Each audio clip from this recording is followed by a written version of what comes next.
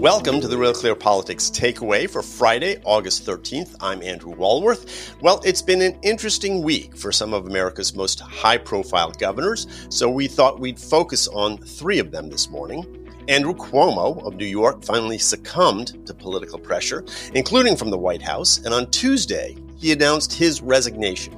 After a 14-day transition period, New York's Lieutenant Governor, Kathy Hochul, will take over, becoming the first woman in history to hold the state's top office. And in California, Governor Gavin Newsom is no doubt regretting that dinner at the French Laundry back in November 2020. You may recall the state was in a partial lockdown at the time, even outdoor dining was verboten, and he sat down at one of California's most expensive restaurants for a birthday celebration in honor of a state lobbyist. It's really not the smartest move, and he now faces a September 14th recall, and his challengers may be gaining steam. And in Florida, Governor Ron DeSantis is pushing against local school districts that wish to impose mask mandates on students and teachers, and that has put him in the crosshairs of the Biden administration, but may also be bolstering his presidential ambitions, at least among some Republican primary voters.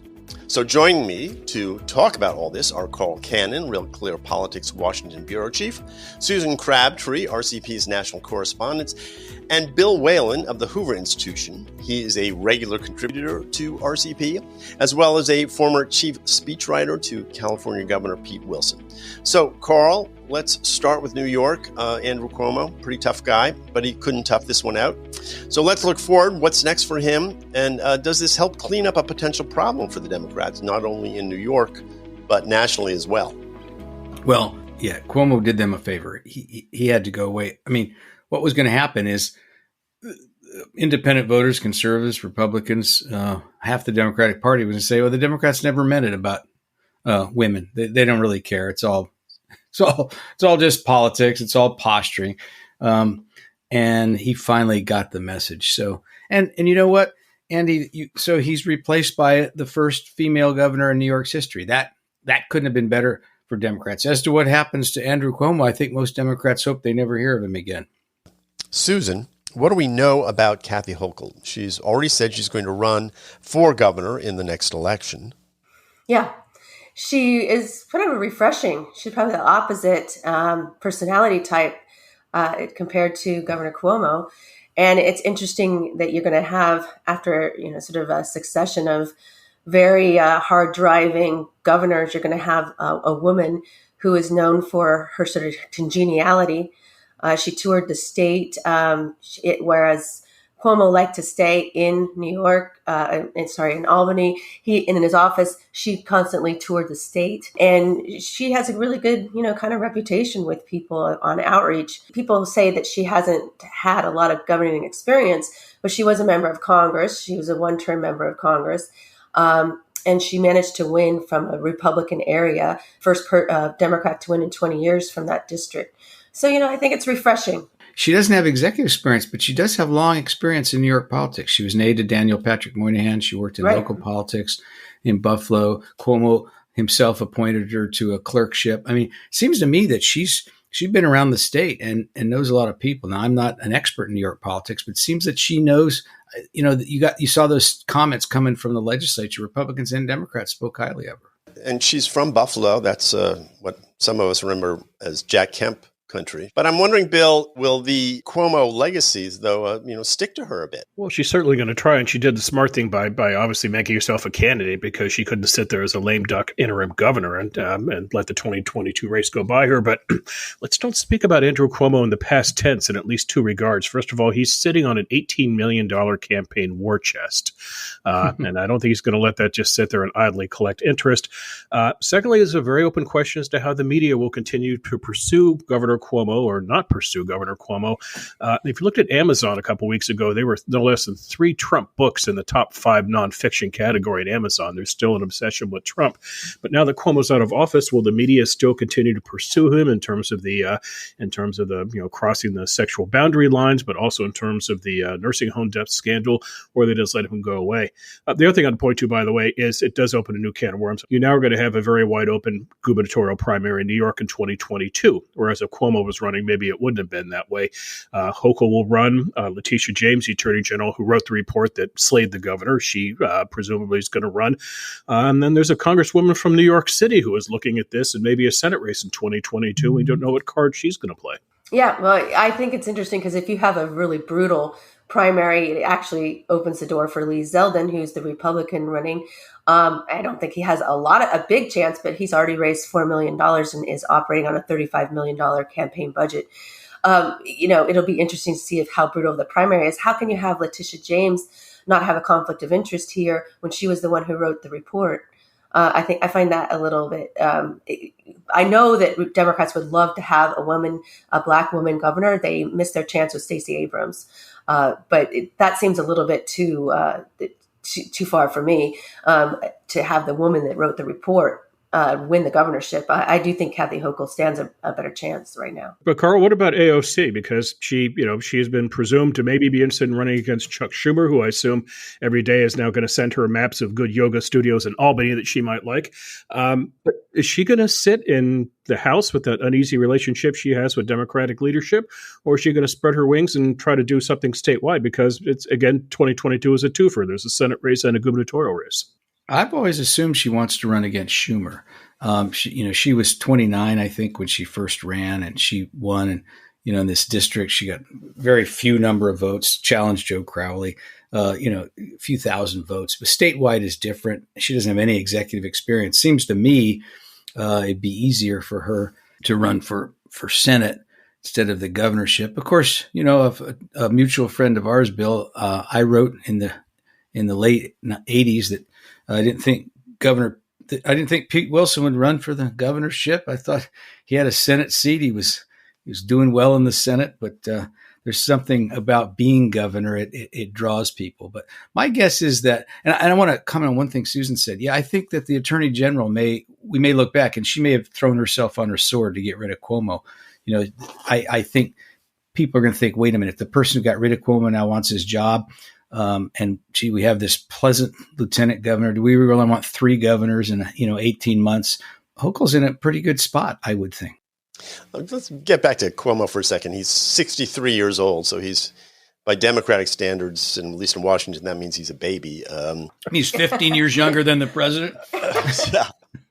So I don't think we've heard the last from him, but it's hard for me to imagine what the comeback strategy is. The other thing is that, he's facing possible criminal charges as well, and he's still got this impeachment to go through. So just resigning that's not the end of his problems. Wait, Andy, let's talk about that for 1 second, though. Do you really think they'll follow through on impeachment? Because, they did this with Trump, but a lot of people, I wrote about it, a lot of people thought this is really an abuse of the system. Impeachment is designed to get rid of the person, to get them out of office. He's out of office. I mean, do they have to do it because they impeached Trump when he was out of office? I don't think so. No, I think they want to close the door on him, Carl. He could still run for office having resigned, but if he's impeached, he can't run again. So that would be the act, plain and simple. You try to close the door on that. But what's always fascinating about something that Cuomo struck me. You become the anti-Trump, or you get involved in a dust-up with Donald Trump, and sooner or later it comes back to cost you for some reason. There's just some sort of negative energy that rubs off on you. And so Cuomo and TV personalities and celebrities, people who get into dust-ups with Trump, bad things seem to end up with him. But I don't know. 63 years old. He's governor for 12 years. If he did run in 2022, it would have to be such a remarkable change and event. She would have to be just an incredibly incompetent governor. You would have to have a wide open Democratic field, maybe Bill de Blasio running in it, or AOC, a bunch of Democrats just all chewing each other up. And for some reason, Democratic voters in New York thinking, boy, I miss Governor Cuomo. And that's a lot to happen in a relatively short time period. A little sidelight on this. I'm just interested, and Carl, I'll throw this to you, but Susan, please weigh in as well. Chris Cuomo, how does he come out of all this? I have a minority view, and I hope that Susan disagrees with me just to get me back on the right road. But it's his brother. I don't have the same view as a lot of my friends in the media and the media critics. I've been critical of CNN, but I remember Tucker Carlson got in a thing. His brother Buckley did something stupid. Tweeted something. I don't even want to go into it. It's a minor thing, but people asked, Tucker to denounce his brother. And he said, he's my brother. I'd rather die. And I thought, and I feel the same way about my brothers. And I just think, Andy, somebody disagree with me, please save me from myself here. But I just think, when blood's involved, it's a different story. Susan, what do you think? Well, who's going to really say anything other than Republicans who already can't stand Chris Cuomo? It's his constituency are people who are sympathetic to what Carl just described. The critics are on the right, and they are the same critics who gave him a hard time when he, had COVID and he left and he was walking around and they saw him and there were pictures of that. He's a polarizing figure, Chris Cuomo, but his constituency likes him, and I don't see CNN dropping him anytime soon. Well, Margaret Sullivan of the Washington Post is a liberal commentator, but she wrote a blistering column again denouncing CNN, and a couple of other liberal press critics have weighed in here. And so what am I missing, Andy? I don't know. Bill's the voice of reason here. I'm going to. Okay, Bill. Yeah, it's also early in California, I'll point out, so my reason is kind of limited here. No, I'm with Carl on this. Blood is thicker than water here, and he stood up for his brother. That's fine. If you want to be outraged, you can be outraged by the Cuomo relationship, but just general media coverage of Democrats is the larger outrage. It's not just so much the one brother coming into his defense. It's just the media were so fawning over this guy for several months back in 2020. Why? For one simple reason: he was not Donald Trump. And they look past his personality, they look past his character, they look past the job he was doing in terms of nursing home debts. So I think that's where the outrage ought to be directed. I don't think the nursing home debts had come out yet when everybody was fawning over him when he got his Emmy. And he was very entertaining. I watched every single one of those press conferences, and he was hilarious. Just as much as Trump is a showman, Cuomo is a showman. So people love that. The media loves that. And that's why he was gaining ground back then. I even suggested to Carl that I should do a profile on his presidential ambitions. And thankfully, Carl shot that down. That would not have aged well. I gently talked her out of it. Well, let's switch coasts here. And I should note that Bill and Susan are joining us from their homes in California. Carl is a California native. And I want to give a shout out to my brother, just as long as we're talking about brothers. My brother's Link, and he lives in San Francisco. He was here on the East Coast for a week. He gave me his perspective on what is going on out there. So I've got my own views on it at this point. But Bill, the RCB average has yes on recall at 48%, no at 46%. So how much trouble is Gavin Newsom really in? He's in trouble. He's in a heap of trouble. And the easiest way to tell this, or two ways to tell this. One is he's spending the next 4 days out here going on the offensive. He's going around the state, and he is trying to rally Democrats. And we'll get to that in a moment because Democratic numbers in this recall are flat. But second, just what your eyes show you. I was watching the Olympics last week. I was one of the few people in this country apparently who bothered to watch the Olympics. And for me, the Olympics are an escape. It's getting away from the awfulness of the world, just watching sports. And this is like badminton or something like that. So maybe I was sitting there as a grumpy man wondering, why is this an Olympic sport? But anyway, we go to commercial during the Olympics, and up pops an ad featuring Elizabeth Warren telling you that the upcoming recall is another Trump-led assault on democracy. No break from this. That ad, which ran around the clock for the better part of a week and a half in California, shows you that Newsom is concerned. The LA Times Cal Berkeley poll that came out just recently showed that about 78% of Republicans are jazzed in terms of voting on September 14th, and only about 47% Democrats. And while Democrats do have a huge advantage in voter registration in the state, about 24 points now, it was only 8 points back in the last recall in 2003. Simple math tells you that Republicans are excited, Democrats are blasé, and independents are somewhere in between. The sitting governor has a big problem on his hands. So, Susan, Bill brings up this enthusiasm gap. And is this really about turnout? Because Bill's right. I was looking at these polls, and it's interesting when you look at likely voters, the numbers are even worse for Newsom. Given the fact that Democrats so far outnumber Republicans in the state, it's pretty amazing that this is even as close as it is. It's really amazing. And it was a sleeper of a race. I've never covered such a sleepy election in my life. And here we are down to the last few weeks of this campaign. September 14th is when the deadline to get your mail-in ballot in. And we're having a real race here, but nobody knows what the candidates stand for on the Republican side. It's kind of, Larry Elder didn't even show up for the debate last week. Caitlyn Jenner didn't even show up. She was in Australia. Just so people know, Larry Elder and Caitlyn Jenner are the sort of number 1 and 2 candidates at this point, and they didn't show up at the debate, but go on. Correct. There was a debate at the Nixon Center last Wednesday that I covered. Gavin Newsom has a problem with Latinos. Latinos are 39% of the population here, and they were the hardest hit by this pandemic and the lockdown policies and the job losses. And I do feel like it's a personality issue with Gavin Newsom as well as the pandemic issues. I saw in the Associated Press, they referred to him as a fop. I had to go look that up. I thought I knew what the word meant, kind of like a dandy, but I wanted to make sure it was precise. He is not liked, and he seldom gives interviews to the local press in Sacramento. He only has a few people that he lets in. He has not cultivated the press or the voters, and it's coming back to haunt him. Listen, both of those points are right. While Bill was talking, I was reminded the last time there was a recall, Gray Davis was the governor. He was personally a diffident. He could be a diffident person the way Gavin Newsom is. He wasn't the lightning rod, I wouldn't say, but politics were different there. But he knew he had an enthusiasm problem, and he knew people didn't really like him. And he said the damnedest thing. He said to me, Carl, they don't need to do backflips of joy into the voting booth. They just have to walk in there and pull my name. And I remember thinking that sounded right, but it didn't work. He lost. And this enthusiasm gap that Bill's talking about, and this trouble connecting with voters on a personal level, the way Susan's talking about, if he loses, those are the reasons. It's not because the state's gone Republican. It's not because it's a real referendum on his job. And the other thing I would say, and Andy, as you alerted me to this, Bill wrote a really smart piece. I guess it was for Hoover's website about how the Democrats let this system, stay on, because it's not very good government. Especially in an era where the voters are so sour. I mean, look back to 2016. If you could have just voted no on Hillary Clinton and no on Donald Trump, overwhelming majorities of Americans would have voted no.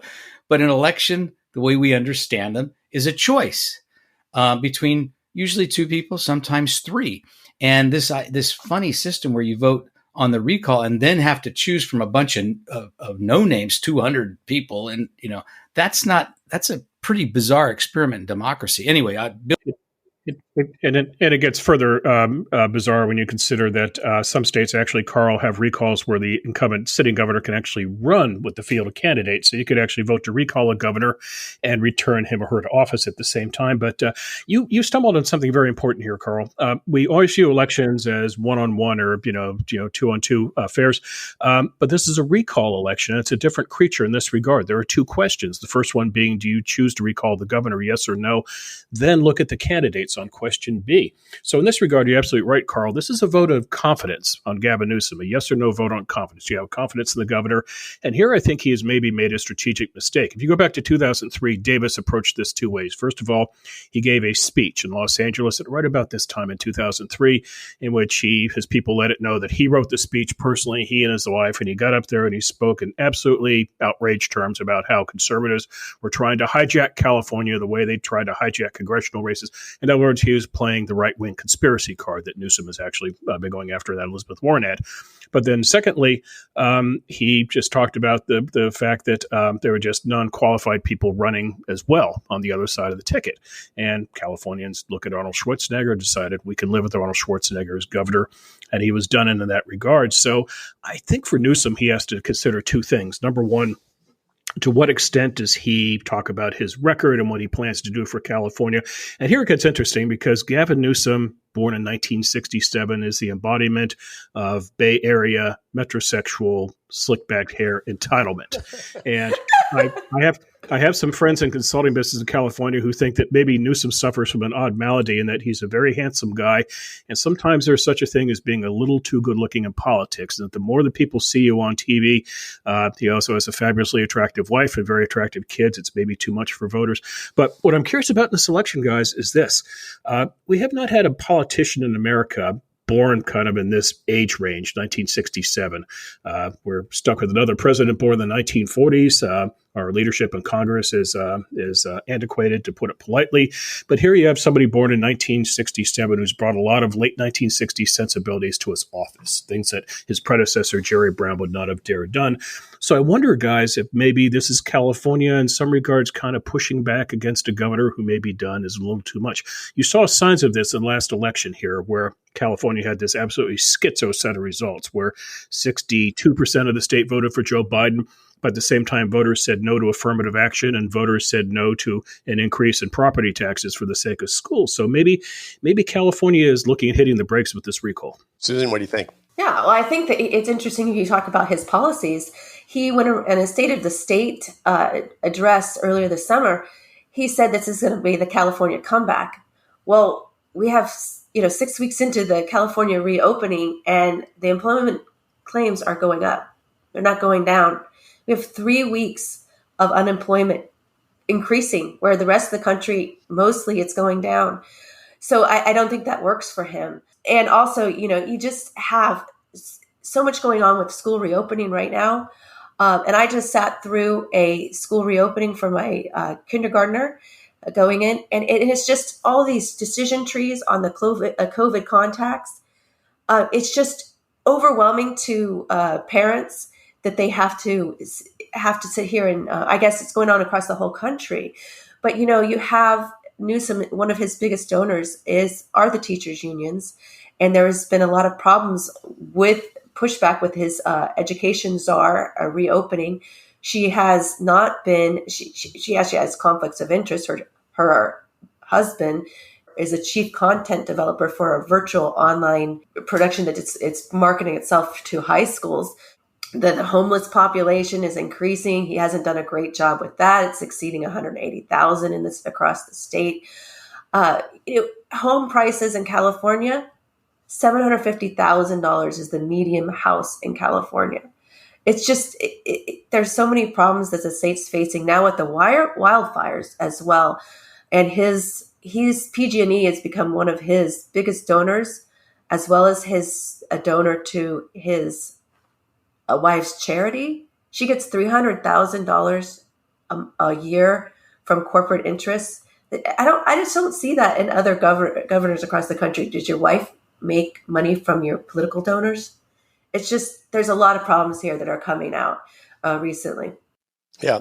Well, let's move to Florida. And it's interesting. We were talking about the age of these various fellows. Ron DeSantis is 42, so he's even younger than Gavin Newsom. And he's emerged as the sort of poster governor for the anti-mask mandate and anti-lockdown position. Isn't lost on anybody that Cuomo and Newsom were hailed as presidential hopefuls based on their handling of COVID. And DeSantis was ridiculed at the time, but he's getting a lot of national attention. One would assume that the Republican base likes what they see. Carl, is his presidential stock on the rise, or is this new outbreak going to end up hurting him? Well, that's the question. It was on the rise. Do you remember a couple of years ago when it became clear that liberals were worried about Mike Pence becoming president someday, because you noticed all of these hit pieces in these profiles of Pence. They were in the typical liberal outlets. I don't need to mention them, and just attacking the guy viciously, and for stuff either that he didn't do or trivial things that didn't matter at all. It was funny. It was they were reading from some playbook. Well, then I noticed the same thing a few months ago about DeSantis. You start seeing these, what a terrible job he's done, even as his popularity in Florida was rising. And I thought, okay, now they're worried about DeSantis. But this is different. The variant that has taken over, the so-called Delta variant, the mutation of the coronavirus, that's now the dominant virus everywhere in the country, and 80 to 90% of the new cases. Florida's the hotspot. It's got the most cases, and DeSantis seemed to weigh the threat to the economy and the threat to health pretty well until this point. But I don't know that he's doing it now. And the same thing in Texas. This Greg Abbott, the governor, that's sort of banning local mask mandates. And it seems to me they may have gone too far. And it's not just liberals attacking him, but some of the never Trump conservatives. Matt Lewis had a column Matt's pretty conservative, and he said he talked about DeSantis' order banning local mask requirements and threatening to withhold salaries of superintendents and school board members who follow the CDC's Delta guidance. He said, this is a lot of things, but it's not conservative. To say that you want federal power, you don't want local power, you just want state power, and you happen to be the governor. It looks controlling and authoritative, and I think both these governors, Abbott and DeSantis, are going to have to answer for it. Susan? Well, he's sort of backing off his threat to dock the superintendents and the local officials' salary if they go ahead with mask mandates in schools. So he's sort of changing its tune on that right now. But it was a bridge too far, and I think in terms of federalism, you want to have local control. If you let liberal areas of the states have their own policies when it comes to mask mandates. My problem is I don't think that we have enough research on the effects on children with mask mandates. And I think that's where both science and the media has really failed to really produce. I've seen a Journal of American Medicine Association study about that, but it wasn't really conclusive or peer reviewed enough. So as parents, we don't know what the policy should be. And he basically was saying that your children couldn't have the option, which, I like. So there's certain areas of the state that could have that as an option. But overall, I think he's taking this sort of mandate that he became the face of the anti-lockdown. And so, he could be taking that too far. It's risky. If he doesn't pursue a more pragmatic approach as the cases are rising in his state. And you saw that with the president and Jen Psaki. He made himself the face of the lockdown policies of anti-lockdown, and now they're punching that face. And he could be vulnerable if the cases rise and the deaths start rising as well. Yeah, we should probably tread lightly on the whole presidential speculation thing because, first of all, we don't know what Donald Trump is going to do in 2024. But let's assume if Trump doesn't run, the DeSantis is standing there waiting. I have this theory for you. It's the derangement syndrome that we've seen in American politics for 20 years. There was Clinton derangement syndrome, followed by Bush derangement syndrome, followed by Obama derangement syndrome, then Trump derangement syndrome. I think we're in the early phase right now of DeSantis derangement syndrome in two regards. Number one, you just look at headlines invariably coming out of Florida, and just whatever DeSantis says, it has to be wrong, it has to be bad, it has to be mistaken. But secondly, it's the caricature of Florida itself. There's a piece in Vanity Fair that came out the other day, and the reporter went down to Palm Beach, which has now become kind of the epicenter for the Trump post-presidency. And it was just filled with just kind of snark and ridicule and just this sort of, snotty anthropological look at these deranged people who still support Donald Trump. But that's Ron DeSantis' Florida to them. So I think if DeSantis actually does go national in 2024, earlier 2023 and in 2024, I think you're going to see the media, the prominently left-leaning media, treat Florida the same way that Texas was treated under George Bush. Remember the NAACP ad in 2000 where you took the case of the poor man who was dragged to death, and that was used as a metaphor for George Bush's Texas as a man from a dark racist society. I think the media will do the same with DeSantis, just have him as the governor of this sort of backward, ignorant state, even though Florida, as we know, is a much more sophisticated state than that. Well, DeSantis first would have to win re-election in 2022. I don't know that that's assured anymore. Well, no, that's true. I think he drew a pretty good opponent in Charlie Crist. If I were a consultant, I'd like to run against Charlie Crist, the former governor of Florida, who's how many times has he switched parties now? It's getting kind of dizzying in that regard. Only 3 or 4, Bill. Don't exaggerate. Yeah. But this then does tie back into what we started with in terms of 2022. And what kind of election is 2022? Is it going to be a wave against Democrats? Is it going to be something of a mixed results where Democrats lose some places, they hold on elsewhere? And does someone like DeSantis, does he end up being what George Bush was in 1998, where he's successfully reelected, then pivots right in the presidency? Or does he limp out of his campaign beat up, or does he lose? It's very funny sitting here in California. If you talk to Gavin Newsom's people a couple years ago, they would have, they would have sworn to your secrecy, but they said the best thing that happened to us would be Donald Trump is reelected, and the Democrats are in disarray, and our guy runs for a reelection in 2022, and he wins 60% of the vote, and he is hailed as the next great thing in Democratic politics. And hello, President Newsom. So, the point here is things can change very fast in politics. Bill, that's a good point. And we only have a few minutes left. This was from Jason Salami, he's an epidemiologist at the University of South Florida. And this is just to how quickly not only politics change, but COVID can change. This is what he said. This is from the Miami Herald just a couple days ago. He says, I just assume that there will come a point, whether it's in the third or fourth week in August, that we will hit a peak, this is in Florida, because there are just so many people that will have either vaccine-acquired immunity or infection-acquired immunity. And those people are going to start building up some immunity to the Delta variant. At some point, the numbers just won't be able to keep going up. There can't be enough people in the population, and they will start coming down. I wonder if DeSantis is looking at those sorts of numbers and saying, you know what? Unlike Cuomo, I can tough this out. And in September, when people start going back to school and the numbers are coming down, those mask mandates may look like they were intrusive, and he may have anticipated something here. Carl, that's my theory. I'm going to throw it to you. This is the last word. Well, Andy, I think that's interesting. And the other thing that's going on in Florida and nationally, these infection rates have gone way up, but the death rates have not gone way up. And the as long we're in a weird place with that. You don't hope, nobody hopes for deaths to go up, but I know the teachers union in Broward County put out a statement earlier today. 4 of our educators, 3 teachers and an aide, have died of COVID. And this, you're supposed to get from that maybe we shouldn't open the schools, but none of the 4 were vaccinated. So what I got from it, and I assume what most Florida parents got from it, is, wait a minute, the teachers union still haven't gotten vaccinated? Well, if my kids have to wear masks, the teachers should get vaccines. So if the death rate spike the way they did a year ago, Andy, all bets are off. But if they don't, and the Delta variant burns itself out the way it did in India, the way you're talking about now, maybe DeSantis knows what he's doing after all. Well, I guess we shall see. We're going to have to wrap it up right there. But I do want to thank Carl Cannon, Susan Crabtree, Bill Whalen for being with us today. We're here Tuesdays, Thursdays, and Fridays, so bookmark this podcast. Check back often. As always, I encourage you to go to Real Clear Politics and read one article from a writer or publication with whom you disagree. That could be Bill Whalen, could be Susan, could be Carl. You never know. Well, we've already got a heat wave across the country, so trying to shed a little light and understanding when it comes to your political discourse is a good idea this time of year. If you haven't already, you should subscribe to Carl Cannon's Morning Note. It's a free newsletter. It comes in your email every morning. I can't start my day without it. You shouldn't either. You can sign up for it at RealClearPolitics.com.